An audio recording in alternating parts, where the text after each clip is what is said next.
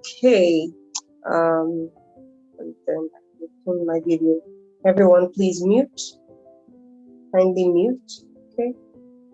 So that we don't have all those type of hiccups when we start. Okay. Thank you very much. If you need to communicate, just use the chat room. So hello everyone. Hello. You are welcome to today's speaking and coaching session. My name is Mary Jane Okeze Uwaja, and I am an actress and I'm a filmmaker. I am also a coach, as you know, and the founder of Tala, the African Lady Ambassador. I also work as a management consultant, majoring in talent management at 6334 Group. And it is such an honor for me to be speaking to you today. Always. Matter of fact, it's always such an honor. I know that you say, come on, MJ, you've spoken to us over and over again. But it is always, I say, such an honor for me to be doing this, to be speaking. Because speaking has been a solid part of my dream for many years. I'd always prayed that my words will inform, will inspire, will heal, will, bring clarity and direction for many people. And I have seen that happen over the past few years. And I am very grateful that I'm a vessel, and I pray it never stops. So the topic before me today, how to discern and navigate your season, actually is a 2-part coaching series. First is how to discern. We'll be dealing with the A part, how to discern your season, how to understand your season. And in so many ways, this is the story of my life. And as you know, I go through life as a school. And that's why I'm even able to dispense the knowledge that I have. Because as we mostly would say that there is purpose from your pain, right? So in the same light, some of the best teachers are those people that speak from a place of passion that was born out of their own experiences and out of the experiences of others that they have observed. So although I'm a very heavy critic of the phrase that says that experience is the best teacher, I think experience is not the best teacher. How can it be? Experience is a wicked teacher, because I have seen the experiences of people, experiences that have gone on to alter the course of their lives, alter the course of their destinies. I've seen, I go through life as a school, like I said, and I have seen crazy experiences that happen to people, just shape the course of their lives forever. Things that they could have avoided if they had been scholars of other people's experiences, right? If they had just looked at the patterns of other people's lives, patterns which will include the successes and the failures of other people, if they had observed and listened and not wait to have their own nasty experiences, then it would have made them wise, right? And I don't know who this is for, whether here with us right now or watching later. It's best that you learn from it. This is what makes you a wise person. And there are people that say that I am very stubborn, and they brag about it. They say, well, I'm stubborn. No, I know the year word. I be coconut head. Those type of people, they often get into disasters that shape their lives forever. Some of them are graced to, escape it. Some of them, and I say that stubbornness is witchcraft unto your own self. And when you're stubborn, you only hurt people that you love, but you will go on to live with the consequences of your own actions and your own decisions. So teachability is very important. Observation also is very important, right? So that was for someone. I'm very, very sure that that's for someone. So today I am here to talk about how to navigate and discern your season, how to know when a season is opening up to you, what is expected of you, how do you discern, and I must say that I didn't realize how much of a big topic it was until I decided to prepare for today by doing some researches, and boy, oh boy, I'm like, Father, into your hands I commit myself. It's a big topic because it cuts across, cuts across every facet of life, from when a baby is born to when, we grow old and die. Seasons are constant. It's very interesting that the concept of seasons was first introduced in Genesis, in the beginning of the bestseller book of all times, the beginning of the beginnings, where God created the earth and the heavens, and created the stars and the moon, and he said, you see, let it be for them for days and for years and for seasons and for times. That's when the concept of season was first introduced. And that means that once man is born, the concept of seasons is introduced into our lives. And later on in this conversation, I will go on to tell you what the significance of seasons are, and how to discern that you are stepping into a new season of your life. Okay? So keep praying for me. I said it's a big topic. But as I unpack this body of knowledge, you just keep praying for me. And also, what, I want you to do something, do a quick screenshot of us right now, and just go ahead and post it. Tell people that we're live, and post the link to this video as well. It's a very big one. Like I said, it's like when I taught the topic on vision, because a lot of people teach on these topics, but how we do it at Sala, it's different. The depth of light that is made available through our resources, it comes from a deep place of work. So if visioning was taught in such a way that visioning part 1, part 2, part 3, and people go and recurse to it over and again, including myself, and we're still transformed, then this mountain will bring it down today. And we want a lot of people to be partakers of it. So just go ahead, do that screenshot and share. And I give us just 1-2 minutes to do that, and then come back and let's post the link as well. Post the link. Post it, and say, guys, come in in your groups, across your platforms.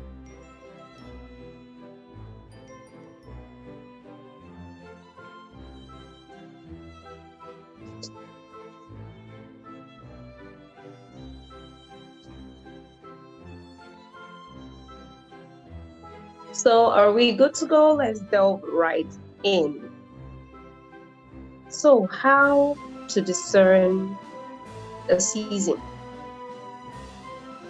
and how to navigate the season. The navigation part will be next, because this is huge. So let's talk about how to discern a season. And you know how I like to do it. We need to break down the terminology so that we are all on the same page, right? What are seasons? What are seasons? What does it mean to discern? So those are the two big words here. What does it mean? What are seasons? What does it mean to discern? And later on, so what does it mean to navigate?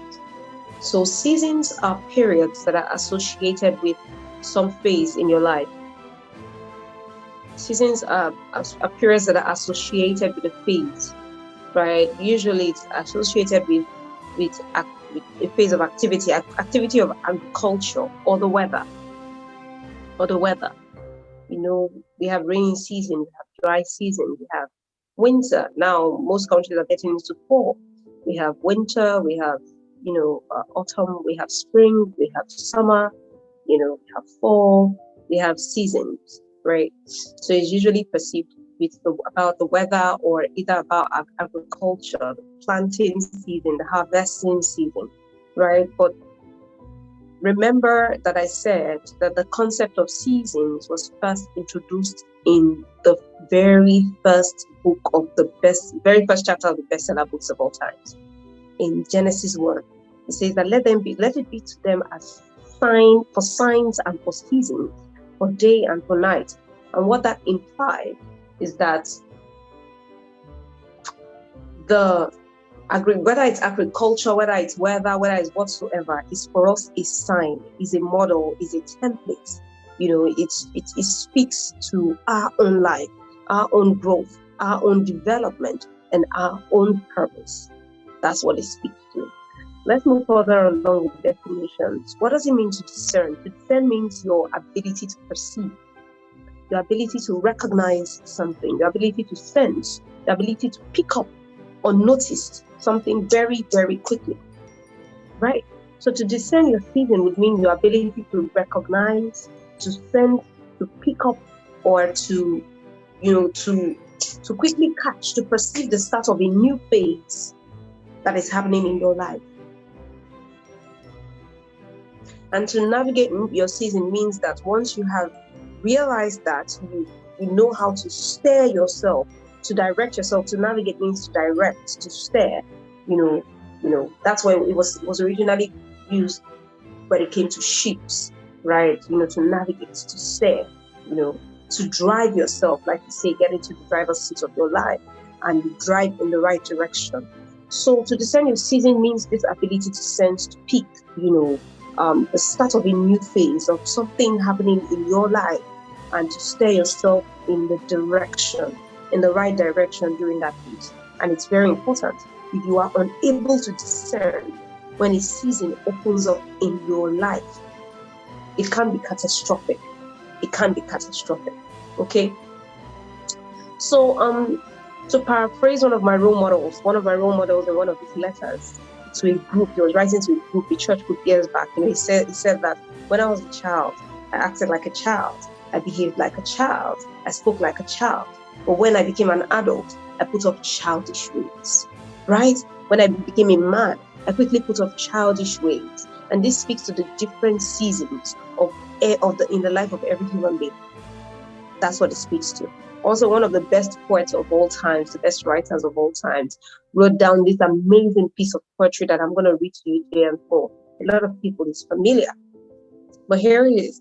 It says that to everything there is a season and a time to every purpose under the heavens.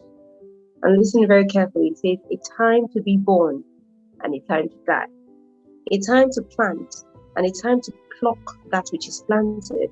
A time to kill and a time to heal. A time to break down and a time to build up. A time to weep and a time to laugh. It says a time to mourn and a time to dance. A time to cast away stones and a time to gather stones together. It says there's a time to embrace and there's a time to refrain from embracing. It says there's a time to gain, there's a time to lose. There's a time to keep, there's a time to throw away. There's a time to tear. There's a time to sow, to mend. There's a time to keep quiet. There's a time to speak up. There's a time of love. There's a time of hate. There's a time of war. And there is a time of peace.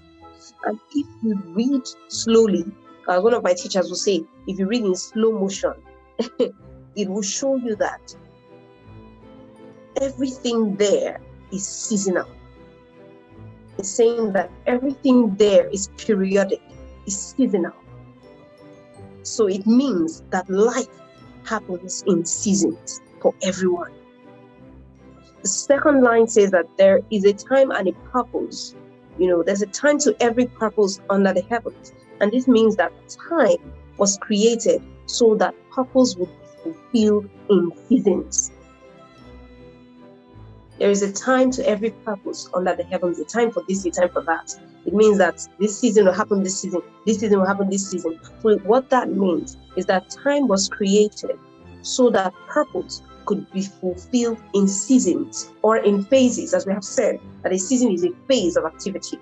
So it could be fulfilled, purpose could be fulfilled in phases. So whenever a season of your life opens up, what that simply means is that you're supposed to step into that season purposefully, with understanding, to know exactly what is required of you in that season of your life, in that phase of your life.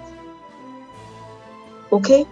So time was created so that purpose can be fulfilled in phases, in installments, in seasons. Okay? And there is a reason why every day must come to an end and herald the cycle of another day. 24 hours was given intentionally for a purpose. 24 hours was given intentionally for a purpose, right? So right now, everything happens in seasons. Life happens very cyclically. And I've told us, we are all on life's clock. Everything that you're going to experience in your life, you're going to experience in seasons. So it is therefore very important that we know the signs that are heralding a new season so that we can be adequately prepared for that season. If the rainy season catches you without your umbrellas or your raincoats or whatever it is, then you will be in soup. It means that you would either be beat by the rain, one day, or you would stay home, you'll be stuck. If the winter comes and you did not prepare adequately for the winter, whether to stoke your fires or to get your adequate winter jackets and, all the things that come, you must prepare for the season. Otherwise, you would be stuck at home sometimes. You might catch cold. You would definitely not fulfill the potential of that season. So the reason why people can play in the winter, enjoy Christmas in the winter, the reason why people can make snowman in the winter, the reason why people can, maximize that season, and that season, as cold as it is, sometimes is the best season for some people, is because they have prepared for it. So if you don't adequately prepare for a season of your life because of your lack of discernment, then you will not fulfill the potentials of that season. So I hope we got that. So right now, you are in a season. Everybody is in a season. And for some, it could be like the season of schooling, education, right? In other words, you're in a season where you're supposed to be learning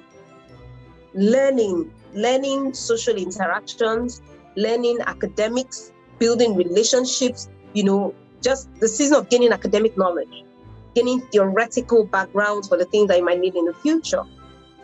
Some people will take advantage of this season, make the best of it, form formidable relationships, whether with God, spiritually, with people, with their books. Other people will use this season to quench their appetite for maybe partying or drugs, or, they see it as a season of freedom, right? We're not at home, we're not being watched. Now, ASU has been on strike for months, and a lot of people have been thrust into a new season of their lives that they don't recognize. They don't. And if you're smart, you'd have determined it already and know exactly what you should be doing right now. Know exactly how you should be navigating in this time. Those that have deciphered the season, they're actually, let me tell you, they're actually low-key happy. There are some people, some students are low-key happy. I'm praying that the strike will linger a bit longer because they have discerned this season.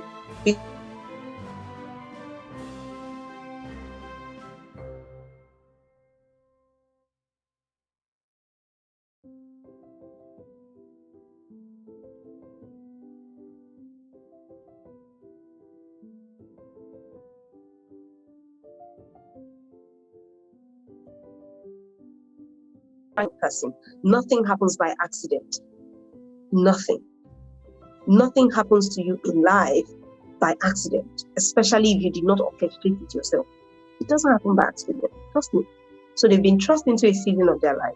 Some people are making good use of it, others no. Some people get into the seasons of childbearing, for some it's the season of work and capacity building. Life will just pose different demands on people and thrust you into different seasons of your life depending on your demand, the demand on your life. And remember the old parable of the talents, like I keep talking about. Life placed different demands on them according to their capacity.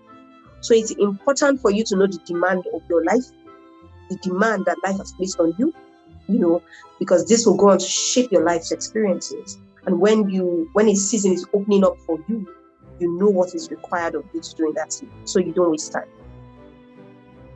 Okay, so for some people, it's interesting that I had a young girl come into my office just 2 days ago on Thursday, and she came all the way from outside Lagos, and she she's been looking for a temporary job.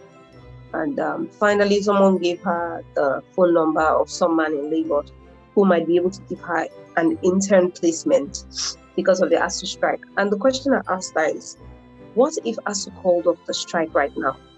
She said, well, it's just holiday job. I will leave it and run back. And I said to her, don't waste your time. Don't waste time in this period. Anyway, I talked to her a great deal, and she was just overwhelmed by the things that I had to tell her, because you're in a season of your life, and a lot of people keep complaining about life and where they are and what they're going through, and they don't understand that whatever it is that they're going through right now is preparing them for even the things that they've been asking for.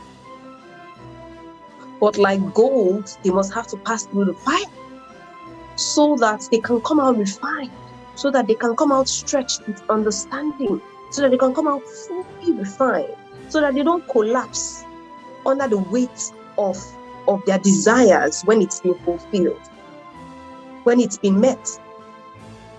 Because for those people who are parents here, except you're an irresponsible parent, there are certain things that you cannot commit into your child's trust until that child has proven himself.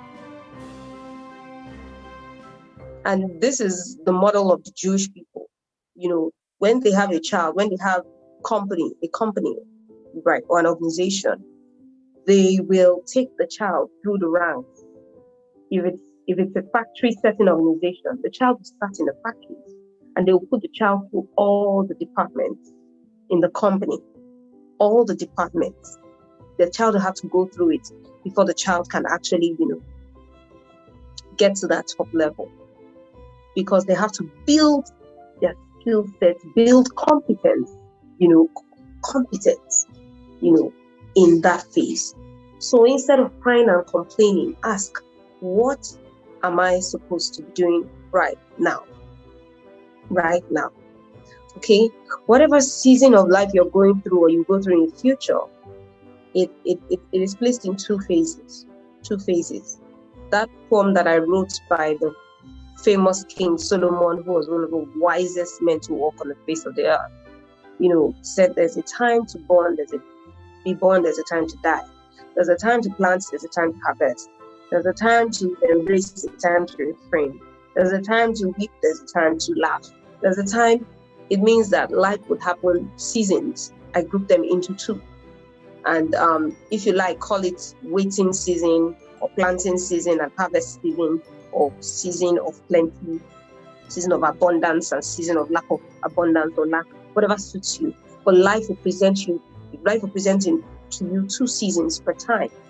And my job here is to awaken your consciousness to this fact, and also to help you to navigate, because if you're not conscious, you go through life like a baby, expecting to be nurtured by life, And let me shake this table small for Christians. Christians like to do what I call the idolization of spirituality, where they are clueless. I've seen a lot of clueless Christians. Clueless, don't worry, I was one of them. Clueless about life, clueless about everything, and they just live on prayer and fasting. They just live on prayer and fasting to help. And it does help, but not to the fullness of their potential.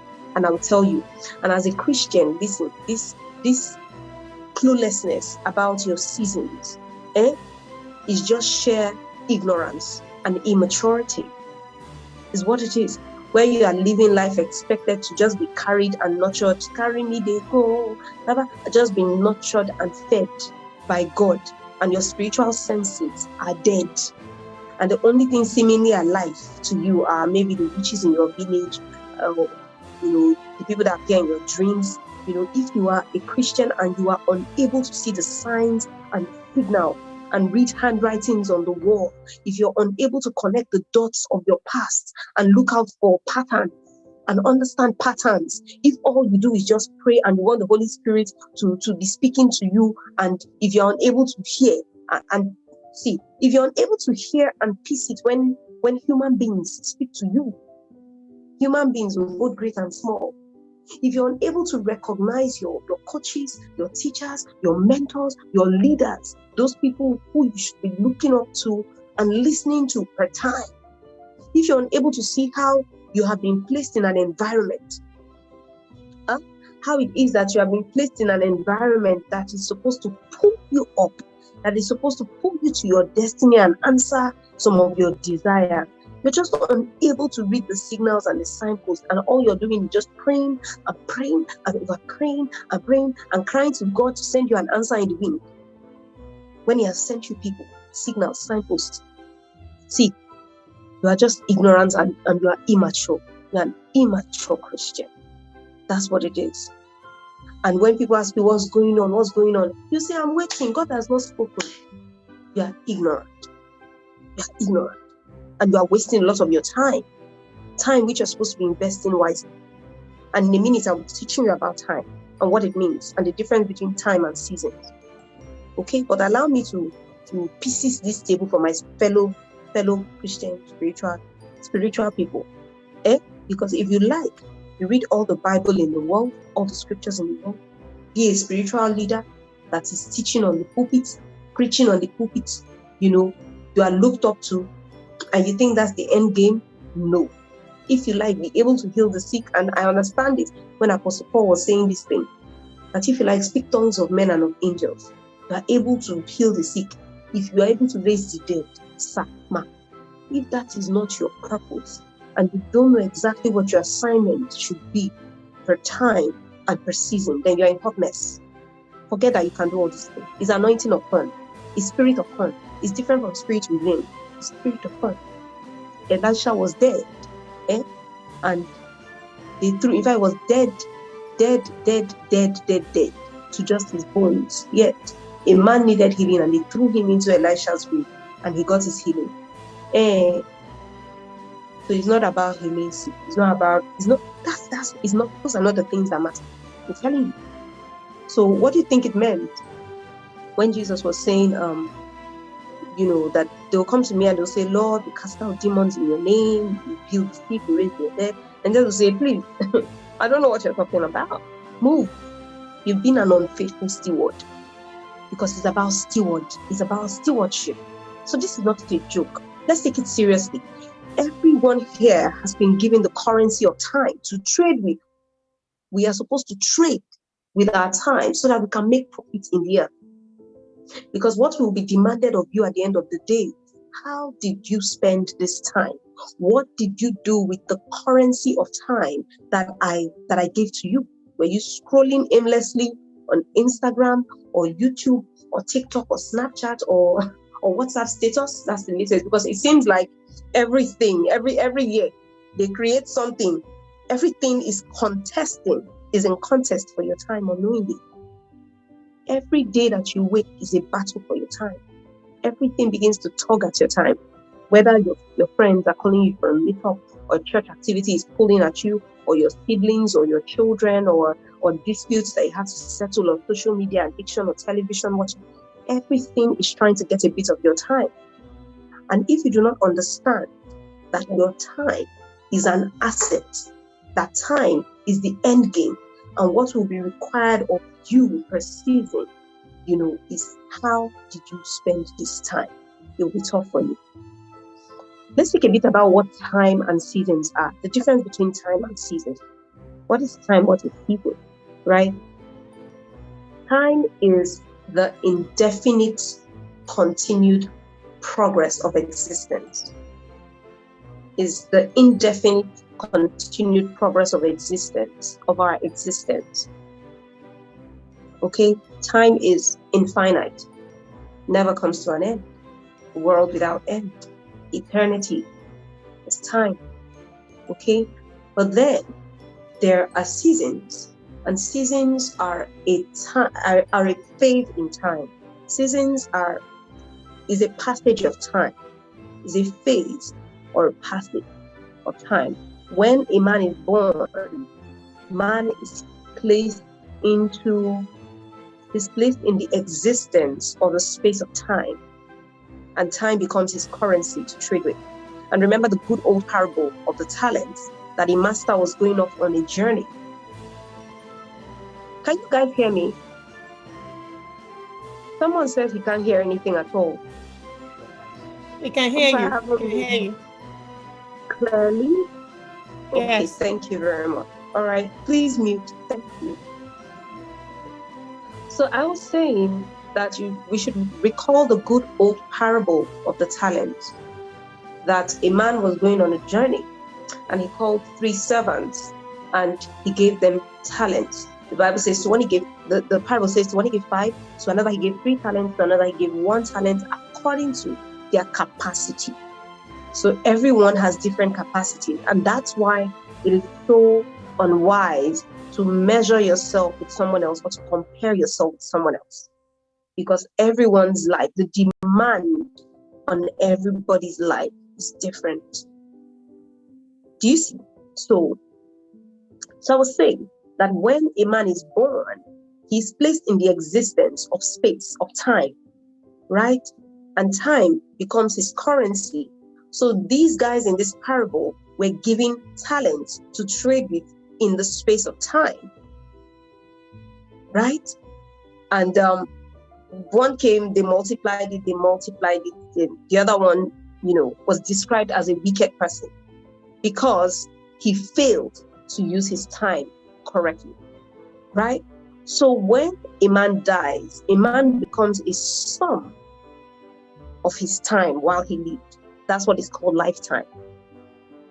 A man is a sum total of the time he spent while he was alive in this side of time. In this side of time, it's called lifetime, the time he was alive. Because when he goes past this time, he continues in time, but it's another life. It's the afterlife. So eternity begins from here. Eternity begins from here. And like I said, time is infinite. It never ends. Okay? It never ends. So man lives here for a season, and then he transcends this space. And, as we know it, continues his existence in the afterlife. Today, we're not interested in the afterlife. We're interested in the now. How we are going to spend this currency of time in the present life. We are a sum total of what we spend our time on. And like I said, time is currency. We're going to be trading with it, and we're going to be bringing back returns, return of our investments, the investment of our time. So success in life becomes the effective use of your time. Success in life is not your length of days. It is the effectiveness of your lifetime, how effectively you used your time. One of the most famous and revered men to walk the planet of the earth. One of the most famous and the most revered man to walk the surface of this earth did not live past 40. But he was handsomely rewarded for the effective use of his time. So if you've taken the course on time mastery, you would have learned about duration and donation. It's not about your duration. It's about donation. It's about your effectiveness. And this effectiveness is designed to be achieved seasonally. There is a reason why there is daytime and nighttime, and that it happens every single day. Have you ever thought about it? Why do we have 24 hours every single day? Why do we have day and night? Why? Because this is what I say. I say that the creator of the universe was very, very intelligent. Is extremely intelligent, extremely detailed, unarguably. And, of course, we see that it shows in the universe, it shows in space, in the oceans, it shows in the different regions of the world. It just shows, and if this creator, this person is so intelligent, he created 24 hours. It's very intentional, 24 hours, and says, you wake up, go back to sleep, and then start another day. There must be a reason. There must be a reason. He created it intentionally for a reason. Okay? So what I'm trying to say is that seasons have a significance. There is a reason why seasons were created in time. So let's talk about the significance of seasons, shall we? So let's delve into it. Number one, I mentioned it, for effectiveness. for effectiveness. Listen, the Creator is the master strategist. He wants us effective. The parable of the talent just simply showed, I want you effective. I want you profitable. I want you to be fruitful. I want you to multiply. I want you to fill the earth. It's effectiveness. It's purposeful venture. The reason why sleep was designed was so that our bodies can be put to rest, so that we can get up the next day productive and effective. Because work without rest can be counterproductive. That's it. That's it. And it's very interesting. If you read the book of all books, right? The book of all books, the biggest book of all times, Genesis, and you read the creation story, it's very, very interesting model that was set for us. Very interesting, because that was a pattern. Genesis is just telling us that whole creation story is a model for us, just a model, right? For us, because we are creators, we are creative people. Now we'll be getting to that point shortly. But that very interesting model, it says that in the beginning, God created the heavens and earth, was without form and void, darkness upon the face of deep. Let there be light, and there was light, and called light day, called night. And he saw that the light was good. The evening was come, the morning was come, and it was the first day. He took a break. It was a model. Do you think he went to sleep? When he says God rested, not go to sleep. He doesn't sleep, he doesn't slumber. But it was just given to us as a model. There is a time to work. There's a time to rest from that work, right? And the reason for that is for effectiveness. So seasons are placed in time, number one, so that we can be effective. The second point is this: effectiveness will produce results. Effectiveness will produce results. So life will happen for us all in seasons, so that we can produce visible results, measurable results. Measurable. The results will be measurable. This is why seasons, life happens to us per season and per time, per season in time, so that we can measure our strides, so that we can be effective, and number two, so that we can produce results. Okay? And it's the same principle that's applied in that Genesis one. See, I say that, they say that the entire creation story happened in 7 days. And I say, wait, it's the model. Do you think that God, by his breath, could not have, or just a snap of, or the wave of his finger, or just by his passing, do you think that he couldn't have created everything into being, into existence? Do you think that? It's just a model. So when he says that, and God saw that it was good, is to model to us that when you work, you must be effective, rest, come back to it, take a look at it, look at your stride, measure your progress. And that's why in our course on goal setting and execution, I say to them, one of the things that you must do is, in fact, if you check the, is this SMART? You see, M is for measurable. It must be measure your progress. So this is why seasons are placed in time, so that we can measure, we can produce results that are measurable. God is a master strategist. God is a master strategist, and he showed us what results are and what to do when you see traction and result. You know that it's time to rest and do what? Innovate, pivot, move to the next level, move to the next thing. And I'll speak to that in a bit. The third reasons why seasons are created in our lives is because seasons are supposed to be growth cycles. And let me tell you, it doesn't matter whether it is the rainy season or it is the dry season. It is a growth cycle, is a growth phase, is a phase of growth. When a seed is planted in the earth and it dies that death, it is growing. The growth might not be visible to all, but there is growth. So seasons are placed in time because we are supposed to grow in that phase. Grow in that phase. Some growth cycles are hidden, and this is exactly how life happens to everyone. Some growth cycles are hidden. Seasons show us that there's an end to a phase of activity so that we can move on to something new. Man was not designed to be static. From the day man is born, seasons begin to happen. You hit the 3 months maturation phase. You hit the next 6 months. They say, oh, this is a milestone. This is a milestone. You begin to take solids. It's indicative of growth. It's indicative of growth. And remember what I teach all the time.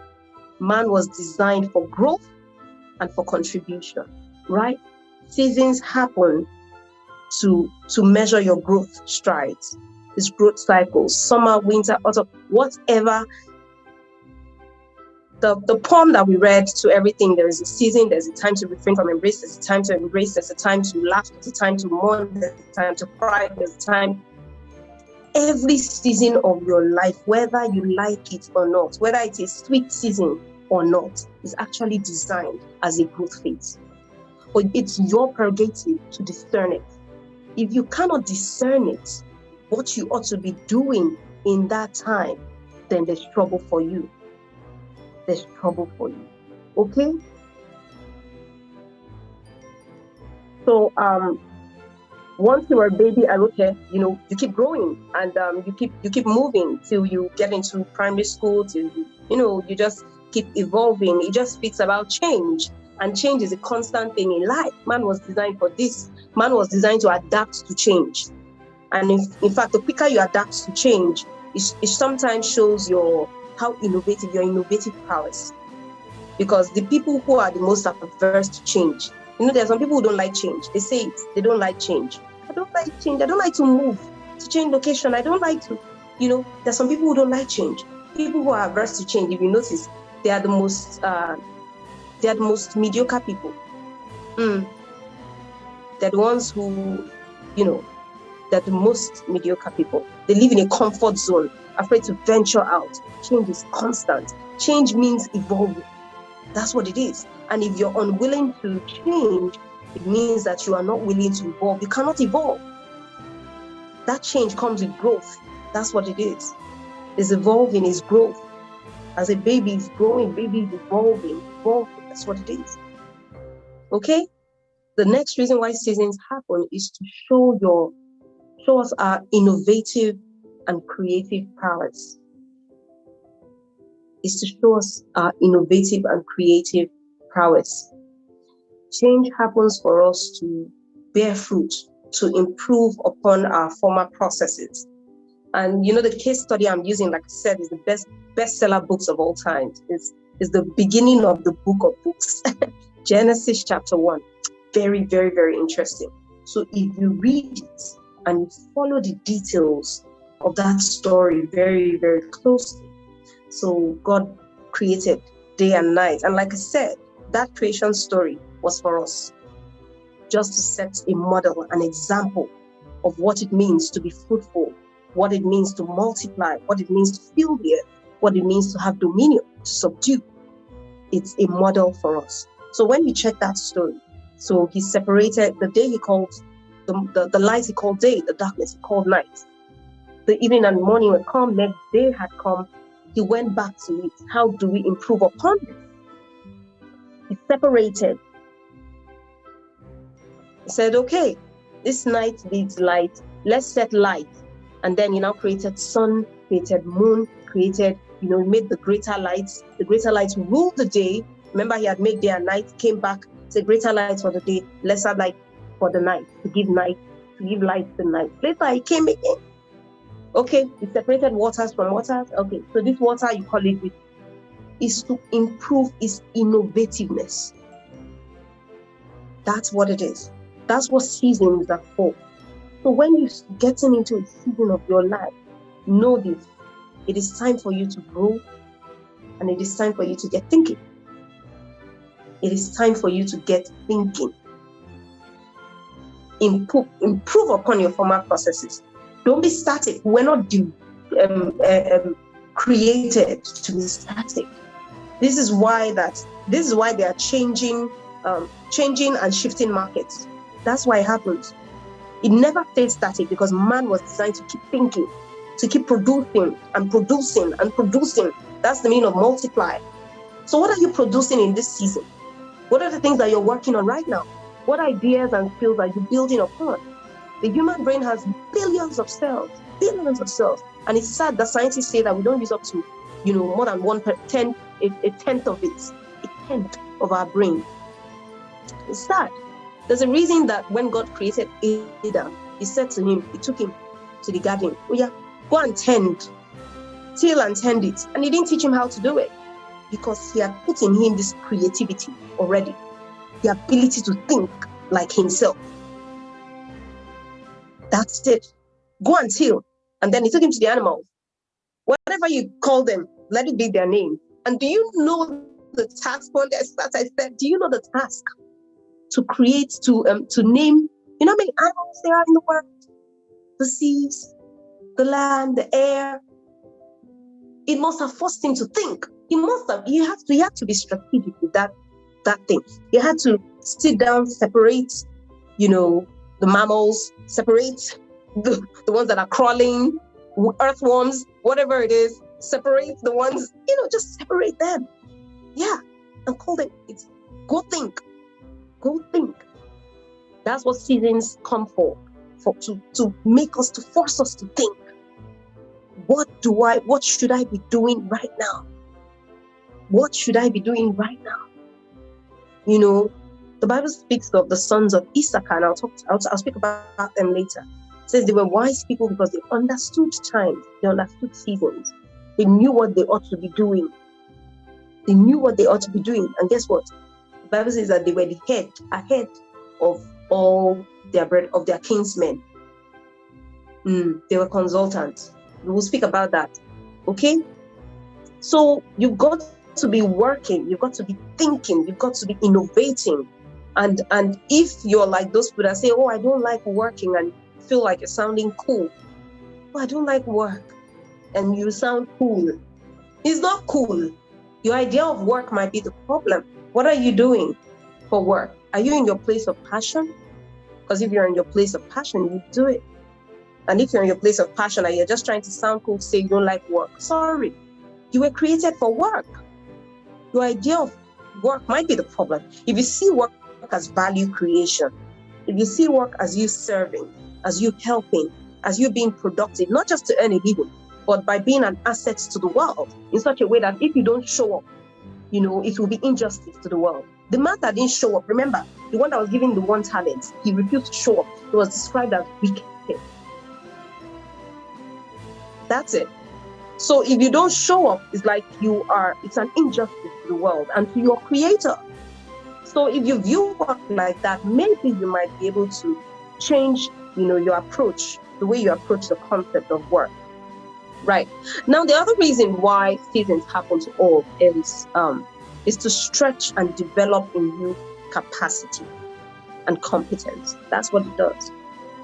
I see seasons as doors, and I've talked about this over and again, if you listen to me quite well, as doors. It's the door of a new era. I was supposed to say, that an effective door is opening up to me, and there are many adversaries. I think that's a door, and in this era, there are a lot of opportunities that you need to take hold of. Now, and these seasons are a revealer. They are a revealer of what you have been doing with your time beforehand. That's what seasons will do, because when you are brought into a new season, sometimes it reveals the weaknesses, the lapses, the gaps that you have. So there are opportunities in every season, right? But if you have not built capacity enough, you might suffer imposter syndrome. You might be unable to take hold of the opportunity in this new season. You might be lacking. And if you're smart, you'll begin to identify what your gaps are. Where are my gaps? What are the things that are, and begin to fill those gaps, because there's such a thing as collapsing time. We'll talk to that shortly. There's such a thing as catching up and collapsing time, right? And that's why grace is a beautiful thing. But usually, it is there for you to begin to build capacity. A lot of people miss out on certain phases of their lives because they just feel overwhelmed by it. So instead of building capacity, they become overwhelmed. They become overwhelmed. They're like, oh, this what's going on? Oh, my life right now. And they suffer overwhelm syndrome, like I'd like to call it. Okay. But get it, when a door opens up, this portal, this new season, when it comes, it's an opportunity to grow, to stretch your capacity in different dimensions. And depending on your faith, it could be socially, it could be spiritually, it could be financially, it could be emotionally, it could be anything. Time for you to build upon your network, it depends on what season it is. Depends. And if you see that you're meeting a lot of people, it's not time for you to run away. It's time for you to say, why am I meeting people of this caliber? People, why? What's going on here? Maybe it's time for you to build social capital for the future, for things that would happen in the future where you would need these relationships. So if you fail in this time, in the future it will show. You'll see the gap in another season. Your strength will be little. Where you need people, there will be no people. So it's for capacity building. That's what it is for. Capacity building. Okay? And interestingly, those people who are averse to change, they just show how much they are lacking in capacity. People don't like, people fail in crisis season because of this same reason. They don't build capacity in the seasons where there was no crisis, for example. Or they see every season as a season of crisis because if they change. Oh, why is this happening? You don't want to change. It's a mediocre behavior. You've got to stop it. Okay? And, I like to say that crisis is a very relative thing. How many of us know that crisis is very relative? What is crisis for someone can be a walk in the park of another person to another person. What is crisis to someone can be a walk in the park to another person. So this is just a capacity issue. That's what it shows. It's just a revealer of your strength and a revealer of your weaknesses to show where you need to build upon. So building capacity and this is the story of my life. You guys know that I'm in media, and I've been in media all my life, and all of a sudden called into the consulting space, management consulting. Never worked in a corporate sphere. I had to work extra hard, and I'm still working, building capacity, taking short courses, free courses, reading every time till now. And that's why I would climb so fast. Okay? I won't say, oh, this is overwhelming, but I remember when it started. I told some of you the story, if you had attended some of my, but I told you how I was crying every night when James was away. I'm like, oh my goodness, it was so tough. But I had to learn in such a short time. So this is what seasons are for. Build your capacity and your competence, your skill set, refine your skill set. They are all indicative of time investments, which will surely yield a profit in the next season. Okay? So it is indicative of, it's taking yourself through the fire so that you can be refined. So you've got to be intentional about building capacity. And the last one I'd like to talk about is seasons solidifies your expertise. That's what it does. It's a revealer, like I said, and it will show the experts. You see, when you have a proven set of skills and you have shown expertise in a given field, automatically you become sought after. You become a thought leader. And I know that this is the game and the internal yearning of a lot of people. So here you have it. It's not enough to admire people and say, God, when? God, when? Are you doing what they did? Are you able to go through the things that they went through? Are you able to go through seasons of obscurity, seasons of death, seasons of change, seasons of development, of nurturing, of shaping, of pruning, seasons of hardship, of tears, of toiling, and still remain committed to your process, committed to each season as it opens up, without giving up on life, without giving up on purpose. Listen, it's very important that life takes you through the fire so that you can come out with fine. So going through all of these seasons with grit and intentionality is key, because it will solidify your life's experiences in such a way that you become a valued asset in the world. And in that way, you become a reference point. You dominate the earth. That's it. You dominate, you subdue. That's it. You dominate, you subdue. So a season of your life will come to show how much of an expert you are in your field. It's very interesting. The key is to discern your season. The key is to discern, just to know what you have to be doing per time.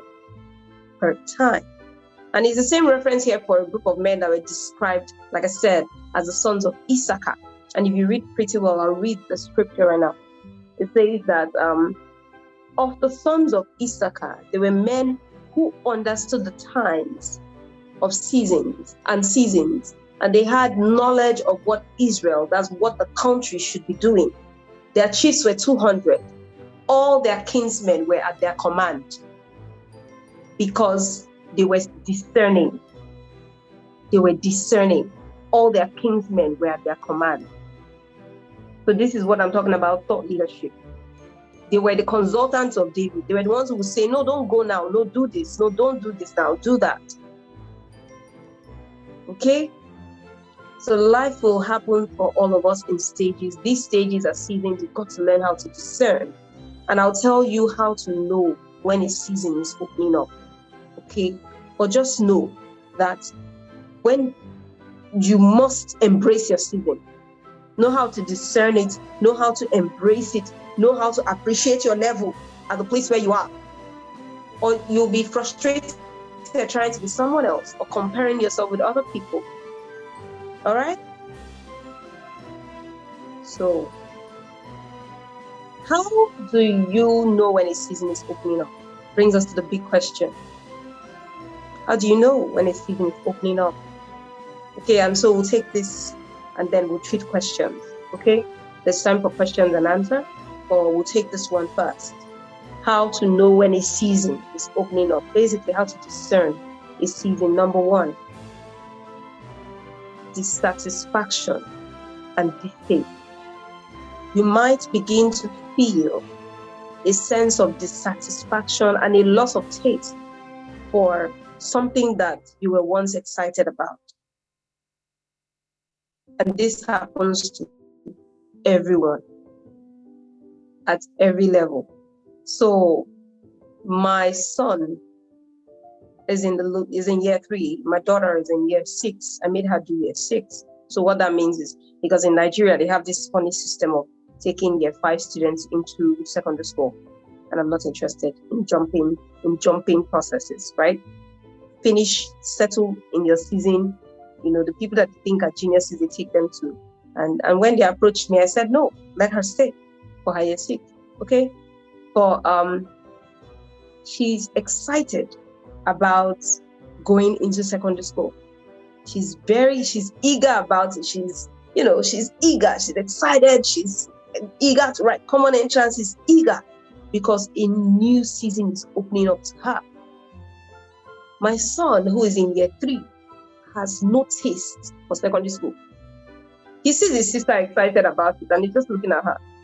Okay. No taste. But she's beginning to feel like, this place, I'm outgrown these guys. Y'all are small children. That's it.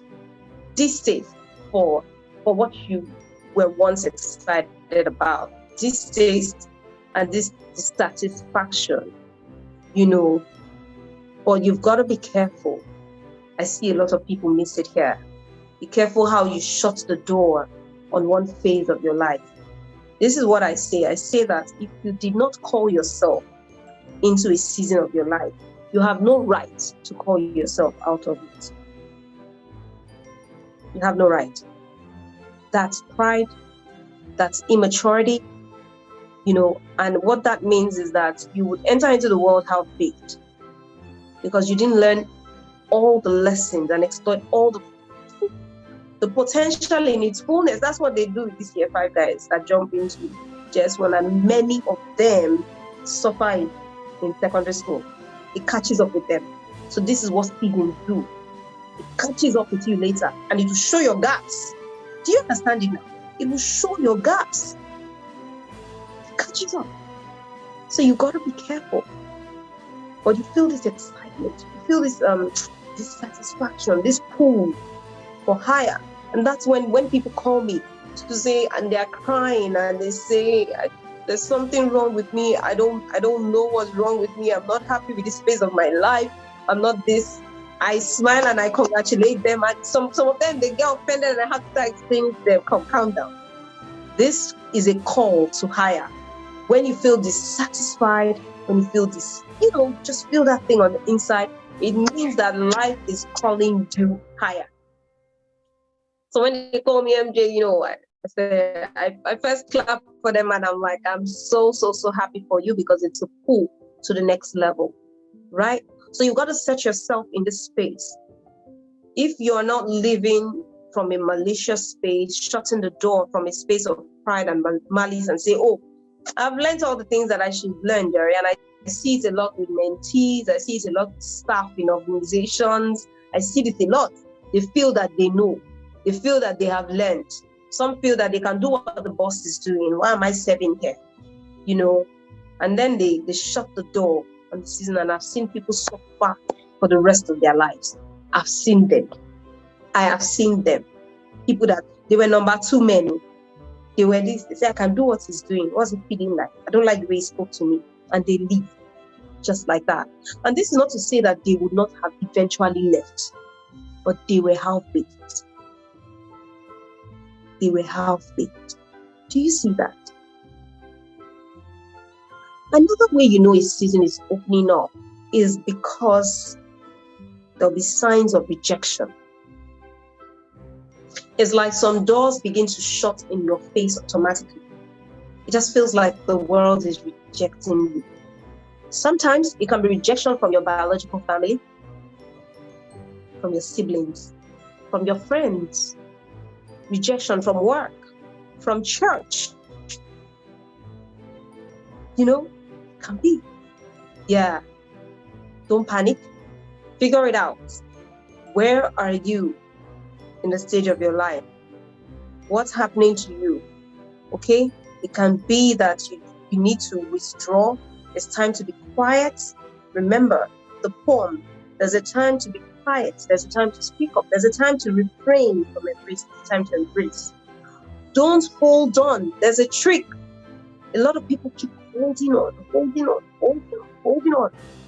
At the time when they're supposed to have just let things slide, let it go, and just begin to embrace this new season, go back into retreats, go back into quietness, into a space of introspection, into a space of evaluation, and begin to ask yourself questions and know what you ought to be doing in this new space. So rejections are not a bad thing. I'm sure you've heard this over and again. It's not a bad thing. It's not. Sometimes you've got to be rejected because some of you don't know when to leave. It's like landlord. Some people stay in the house and they'll be oldest tenants. When they are supposed to have built the house, they'll be there until the landlord will take back the wood and go. And it's very interesting. I have seen people, when landlord say, please get out of my house, that's a pull to higher. So into a higher place. Do you see?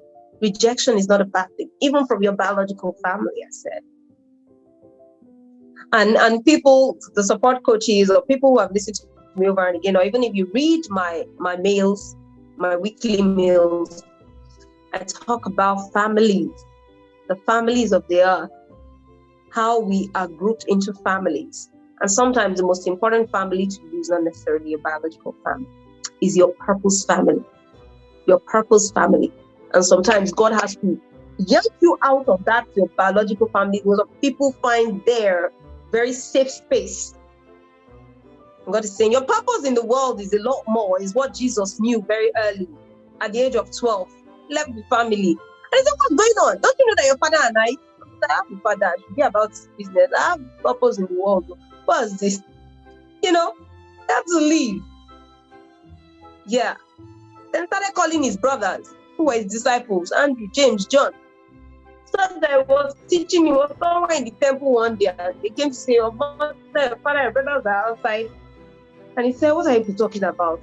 This is my mother, this is my brother, this is my father. It's people that, we have business to do together. And I think it sounds really harsh, right? But it's what it is. It's what it is. It's what it is. And it's not like a biological family are bad people. Sometimes, it just, nature has to just yank you out of that comfort zone, that thing, that mindset, to teach you core lessons, because there are these people that stick closer than brothers. That's what the Bible says. There is one that sticks closer than a brother. It says, and it could be your friends. It could be that it's time to, entangle, move to the next set of relationships. Or maybe quietness. You just got to perceive, you got to understand, you got to be discerning where you are. Be intentional. If you're intentional about your life, and when I'm teaching you about how to navigate and maximize your season, I'll teach you about that. It's the first rule of thumb, intentionality. And that's why I spoke to our spiritual folks here today that are clueless, spiritually clueless, and all they live on is prayer and fasting. And say, let God speak into my ear. To know you have a role to play. It's immaturity. And I didn't explain that immaturity to you. It's immaturity. It's a sign, is a defect, is a, how do you say that? When a baby is supposed to be eating solids and you still keep, it's malnutrition. It's malnutrition. Because what happens is that at a phase of your life, you enjoy that grace of being a child when you're a child. But when you move on, certain things are expected of you. You're expected to know what to do.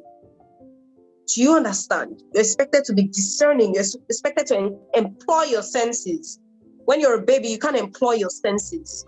You can put your hand in coal. You can put your hand here. You can, make mistakes here and there. But when you become a man, you become discerning. It's maturity. You read signs, signals. You can catch it. When someone says this, another person says it, you catch it. You know what word is for you per time. Let's move on. Another way you can discern season is an increase in demand for your service in a particular area. This means an opportunity to begin to empty yourself, to give of yourself. Okay? If there's a demand in a particular area, give of yourself. Because we sing, fill my cup, Lord, I lift it up, Lord, but the cup is not empty. It's not empty. So you place a cap on yourself when you say you are doing a lot, when you are doing nothing. You place a cap, a ceiling. When you say, I'm doing a lot, meanwhile you're just doing nothing, you're deceiving yourself. You're doing little or nothing. And some of you judge what you're doing. You judge that you're a lot by what other people are doing. So you say, I'm doing a lot in comparison to what other people are doing. And that's not wise. No comparison in any way is wise. Because different people, different capacities. Different people, different talents according to their capacity. The one with 5 talents, when multiplied it, brought 10. Well done, good and faithful servant. The one with 3 talents multiplied it, brought 6. Same commendation, same reward. Well done, good and faithful servant. Different capacities. Okay, so every time you refuse to give your skill, your talent, your time, your effort, excuse me, I suffered this bad cold. I don't even know how I'm teaching today. It's a miracle. But every time you refuse to give, either you give it at a fee or you give it for free, each time you withhold, you are wicked. So some seasons of your life, you just see people demanding. Give up yourself, because it's time for you to empty out for the next phase, so that you can evolve, so that you can pivot, you can move to the next level. You'll be unable to move to the next level if you have not emptied out. So this is what happens with this door that is open. I said it's a door of opportunities. So you go opportunity to serve. Service is an opportunity, because service brings growth, right? Service brings growth. So you have opportunity. It can be opportunity to serve, opportunity to give, opportunity to get, opportunity to build opportunities. It's just this effective door that is opened, right? And it's better you exploit everything. Give off yourself, because it's like a big room. You come in through this door and you keep going. Who plays games? You keep going, you take everything, and then there's a next door that you're supposed to open, supposed to walk through. That's how it happens. Life happens seasonally, in phases. Okay? So empty out yourself. Okay? Otherwise, it means that you are also shutting out the door of elevation in your face. And it will show. Time would prove it. Time will tell it. Okay? I when I was saying about rejection, dissatisfaction, I remember the story of Elisha at the brook. Elijah. Is it Elisha? Someone remind me.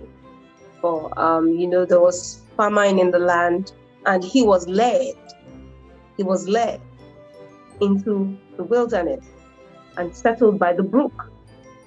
And the Bible says that there he got manna. The raven brought him food, and he did eat day and night, and he did drink from the brook. It was obvious. He was led there in this season to rest, to be nourished, to be fed. And some of us will get into a season of our lives and we're having fun there, and we're like, oh, this is it. Oh, this is the land flowing with milk and honey. And we stay right there because things seem to be working. But guess what? The brook dried up. That's the story of my life. The brook dried up. And the prophet complained bitterly. What's going on here? Until there was a word. Get up, pick up your things, and go into the city. And then he met with the widow. Sometimes, life happens in seasons. There is a season of plenty, season of abundance, and there's a season where things seem to dry up. It's all for a good purpose. Is indicative of growth, is indicative of innovation, is indicative of creativity. Okay? Because that's where he had to speak the word to her. He had to use his wisdom to settle issues. He had to use his giftings to do miracle of oil. Okay? Another way you know that a new season is opening up could be that you begin to see new relationships. I said that earlier. And it's just saying that it's time to build social capital. New relationships. You begin to meet new people. You begin to, like Tala, was a new season for a lot of people. Meet new people. Build formidable. Some people are exploiting this relationship. They've gone on to do businesses. They are growing their capacity. They have built a following. a personal following, gone on to write books that people in this community have read and recommended. It's just time to build new relationships, join new communities. Certain things begin to pull at you. It could be that you are seeing different people that are teaching the same thing, maybe personal development coaches. It could be IT coaches. It could be running into people like lately. So people used to tell me they want to model, they want to do my makeup. They want to do my makeup. They said the structure of my face is something, model. I didn't know that. It's very funny. I didn't know that it was something that you could profit from. I'm telling you, ignorance is bad. I only learned that recently because a makeup artist approached me and saying she wanted to do my makeup, right? And I didn't know that there was such a thing as face modeling. I didn't know. I didn't know. And when people say, "Oh, I'd like to do your makeup," I'm like, "Oh, how sweet." I didn't know that I'm supposed to say, "How much are you paying me?" It's like, no, but ignorance is a disease. So I didn't know that. But, I started thinking about it. I started saying, space modeling is a thing. It means that I probably should pay attention to this. It's a way for income generation. And it's very easy for me. It's not to keep your face, the makeup you do. So easy for me. I'm like, I was born for this. There's a reason why I have this face, duh. So I'm in my office on Thursday, and this young lady walks in. As a strike, I think I mentioned her earlier. And I said, "What do you do?" She said, "What face modeling." Like, this same thing in the past 2 weeks, face modeling. Just the day before, I'm like, okay, I guess I need to pay attention to this. So that a new season is opening up, opportunities are coming your way when, just the same type of opportunities, you open your social media, same type of posts, you must be able to read the signs, the signals, the signposts. Just know that nothing happens in my life. There's no coincidence with me. I say that all the time. My life is not a coincidence. It's divine orchestration. And if you see, I'm not, like I say, I'm not a bastard. I'm a king. I'm the child of, do you understand? Nothing happens in my life by accident.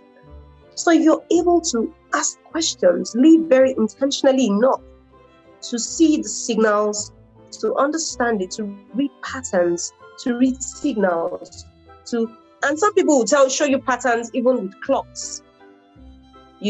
I don't understand how that works, but for some people it works that way. They look at a certain time, they begin to see, you look at the time and you see 2:22. Next thing you see 4:22. The next time you look at the clock, it's 5:22. They're like, okay. It could be that you are awoken to pray every single day, awoken at a certain time every single day, awoken at a certain time, and you can't go back to sleep. They begin to say, "Oh, I'm suffering insomnia." Don't be silly. I'm not sleeping well. Don't be silly. It's time to be awake. It's time to be awake. Life is calling you for something. Ask, what should I be doing now? In fact, there was a time that I was is a story of my life.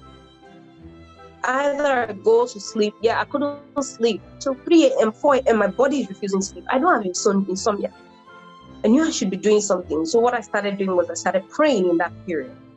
I knew that it's not just prayer. I started studying. Because you feel the dissatisfaction. You are not exploiting the full reason for this, your awakeness. Be intentional, all right? Enough to know. Like I said, another reason is opportunities for the same thing begin to show up suddenly. So pay attention.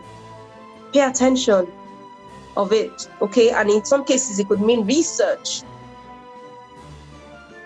In some cases, it could mean start researching. In some cases, it could mean act now. Acting on it could be start building confessions around this thing to bring it to reality. It just depends on what you're asking for. It could be start making phone calls. It could be start putting in applications. Just know when these opportunities are calling out to you, calling out your name. It don't do. It's God though. I don't know. I saw this the other day. And I saw that the other day. I'm like, wow, God, let your will be done.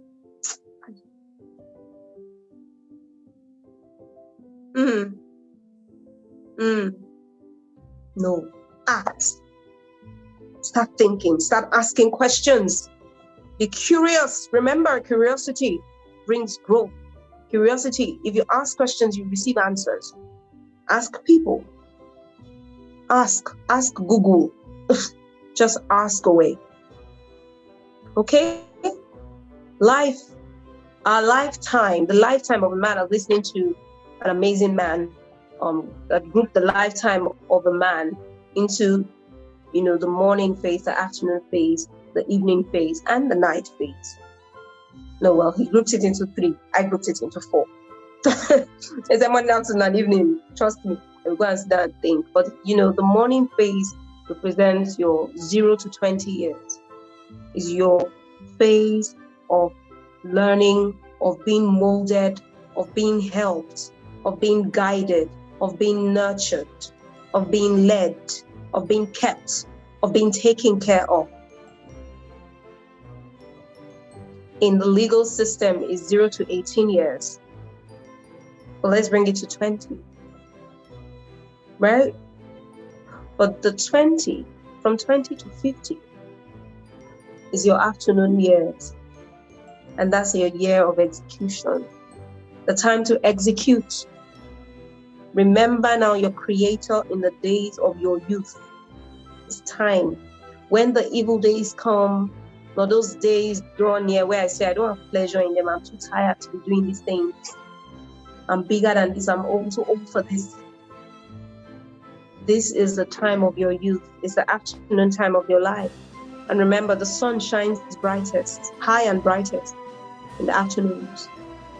So this is the time of execution. You chase with all your might.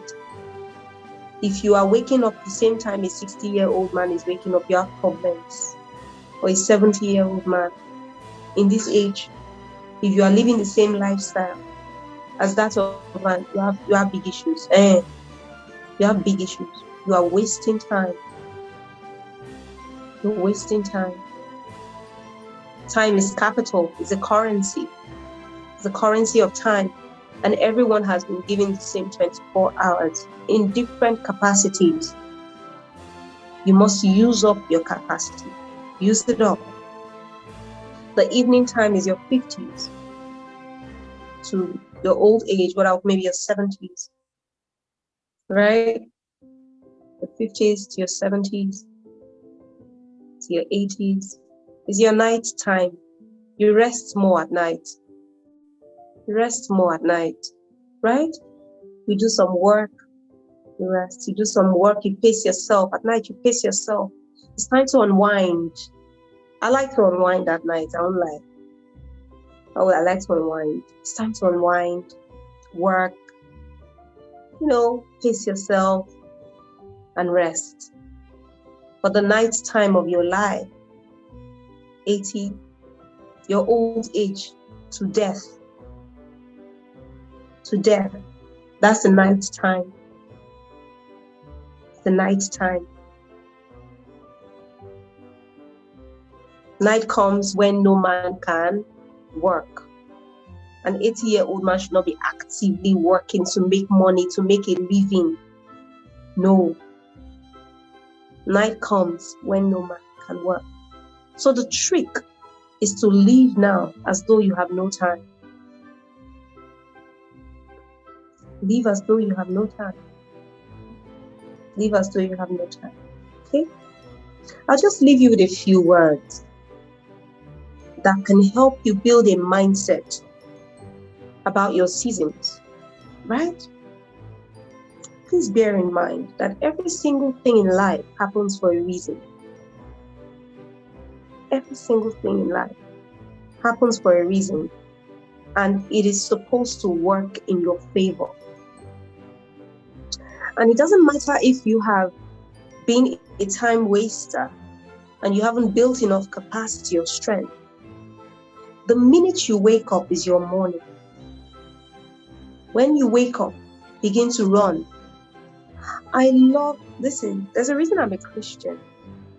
It's because I love God. He's amazing that He'll give us this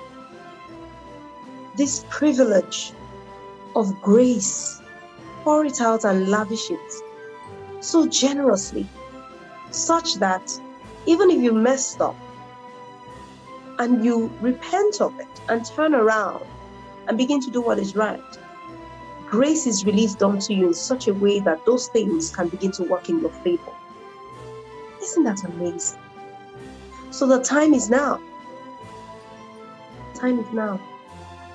If you choose to begin to make very good use, productive use of your time and invest your time wisely. Like I said, time is currency. That's why you get invested. It's currency. Invest it. Okay? Wisely. All right? Things will work out. Another thing. If you fail to discern your season, to understand your season, it's dangerous. You can be brought down to nothingness. Have you ever wondered why? Have you seen some rich folks who become poor and it's as though they were never rich? You've not seen it before? If you have seen it, just put it in the chat. Some people who were rich once, and it's like the period of their riches are forgotten. It's poor use of time. Poor use of time. So if you fail to discern your season, you can be brought down to penury, to nothingness. We've seen some actors, some musicians, some sportsmen, people who you would have cried to meet at some point. And later you meet them on the road and not even recognize them. They will be in the same bus. They will enter bus. This is because they did not understand that phase, it was a passing phase in their lives. They were not thinking ahead of that time. So they didn't make judicious use of your time. Okay? If you fail to make judicious use, to discern a season and navigate that season very well, use of the opportunities in that season, it is very, very possible you'll be brought down to nothingness and penury and lack. But like I said to you, the beautiful thing is the minute you say, I am ready, you'd have wasted time. You will seek it with tears. Remember Esau, foolishness. How can you sell your birthright for food? Food, were you dying of hunger? I don't like that story. I don't like it. He's not my best character in life. That is serious. I don't like him. How do you sell your birthright for food? For a plate of food, sell your birthright. Food. Because I'm hungry. What kind of... He was an entitled person. He felt it was his after all. There must have been a reason for that kind of lackadaisical, bad, irresponsible behavior. There must have been a reason for it. So you must sit in your season, and spend your time as if you don't have it. As if you don't have it. Look at Esau. The Bible says that he sought that birthright, but he sought it with tears. So start now. Start now. Utilize the time of your life. Ask yourself, what am I supposed to be doing now? Craft a vision for yourself. Anyways, I'll talk about that in the next class, navigating your season. Another thing you should realize is the end game is time. The end game is how well you're able to spend your time per season of your life. Because your life will happen in season. What you'll be doing per time in that season, or per season in that time, more like per season in that time of your life, will determine what will happen in the future. I've just said it. It's in different words. Many times we scream about our situations and compare ourselves with others as if things are not working for us. While in fact, we are just in a season where we're supposed to be building capacity. Serving. I have a friend who has big issues. Now he's suffering depression. I'm not surprised. Because I kept pulling him along, funding him sometimes, and saying, come. He's very, very gifted. IT guy. The world is in need of IT. He wants to teach, but he was like, how can I make money? And he will always say, look at these people. This one, did you see that training that happened? People paid $150 per class. MJ. I'm going to bring this guy. By the time I organize this training, I started my tala. I did it for free. In fact, we're supposed to do it together. I said, bring your IT skill. I will give it to the ladies. Is it for free? MJ, I'm not doing this for free, something we do.